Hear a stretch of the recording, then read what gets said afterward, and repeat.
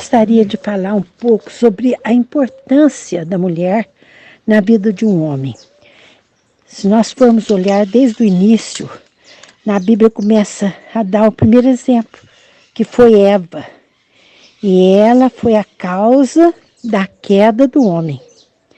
Depois nós podemos ver a história de Sara. Ela era esposa de Abraão e ela não podia ter filhos. E ela convenceu seu marido a coabitar com a sua serva Agar. E na Bíblia diz que Abraão anuiu o conselho de Sara. E na velhice, depois que Agar engravida, Deus abençoa Sara também. E ela engravida de um filho chamado Isaque. E o filho de Agar, Ismael. E eles se tornaram povos inimigos. Isaque era o povo judeu.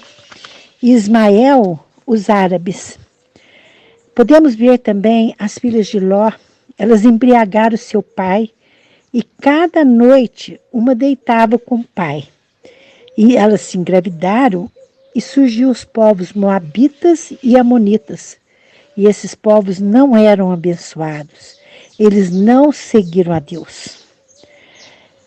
Lembramos também de Sansão. Ele confiou tanto em Dalila.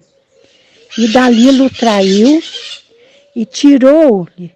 Aí foi tirado o Espírito Santo de Sansão. E ele foi levado à morte, consequência do pecado. Davi, nós sabemos que ele foi um homem segundo o coração de Deus.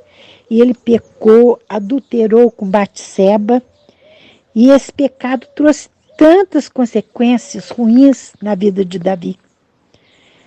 E Salomão, que era filho de Davi, mesmo vendo o pecado do seu pai, ele se envolveu com a filha de Faraó. E ele amou outras mulheres estrangeiras que seguiram outros deuses. E essas mulheres, elas vinham e traziam seus deuses. E o que aconteceu? Salomão começou a afastar de Deus. E Deus se indignou dele. E Deus sabe o que faz? Tira o reinado de Salomão e divide o seu reinado em 12 tribos. Olha a consequência.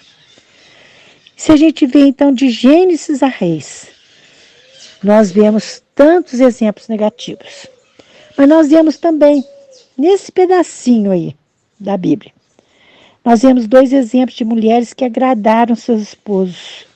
Mical, ela enganou seu próprio pai Saul e salva Davi da morte, que está lá em 1 Samuel 19, 12 a 17. Conta essa história. E Abigail, ela apazigua Davi em favor do seu esposo Nabal. Porque senão, se ela não apaziguasse, ia ter morte. Essa história tem 1 Samuel 25, 18 a 35. Então, se nós continuarmos a ler a Bíblia, nós vamos encontrar grandes exemplos de mulheres. Mulheres amorosas, sábias, edificadoras do lar, pacificadoras, incentivadoras, companheiras, mulheres submissas, amorosas. Mas também nós vamos encontrar mulheres caluniadoras, invejosas, não sábias, julgadoras, murmuradoras, e que fizeram grandes servos de Deus pecarem. É muito triste, né? Servos caíram porque ouviram suas esposas e elas não foram sábias no aconselhamento. E nós, gente, nós não somos diferentes dessas mulheres. Nós também estamos sujeitas a mesmos erros e pecados. Por isso, nós temos que vigiar a nossa boca,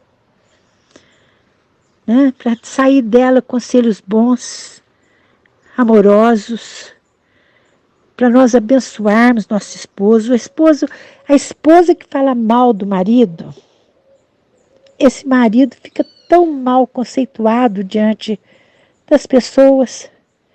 Mas se você tem palavras abençoadoras, palavras que falam bem do seu esposo, dos seus filhos, nós temos que ter cuidado no que a gente fala. Vamos ter palavras abençoadoras. Então nós temos que orar, vigiar, né? Para nós não pecarmos contra Deus e nem contra os nossos maridos. Então escolha hoje o que você quer para o seu lar. O que você quer para o teu esposo, para os teus filhos. E siga em frente. Porque você vai fazer grande diferença na vida do seu lar.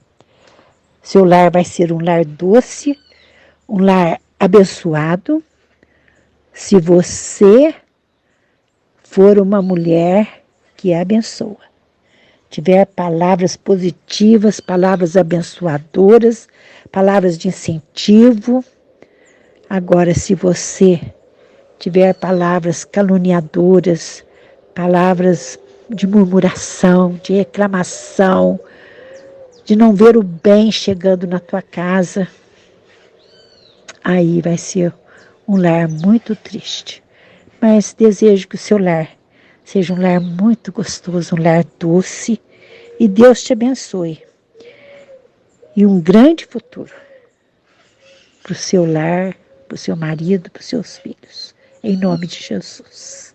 Amém. Senhor, louvado seja teu nome. Senhor, obrigada, porque o Senhor nos escolheu um dia como esposa, nos deu um esposo, nos deu filhos. E nós queremos te agradecer por isso, Senhor. Por essa oportunidade de termos um lar. Nos ensina, Senhor, nos dá sabedoria. Nos dá, Senhor, discernimentos, para que possamos ser esposas edificadoras, sábias, submissas aos nossos esposos, que tenhamos palavras para edificá-los, que possamos ser mulheres que possam estar orando para os seus esposos, que possamos fazer grande diferença na vida deles, mas abençoando-os em todas as áreas. Em nome de Jesus. Amém.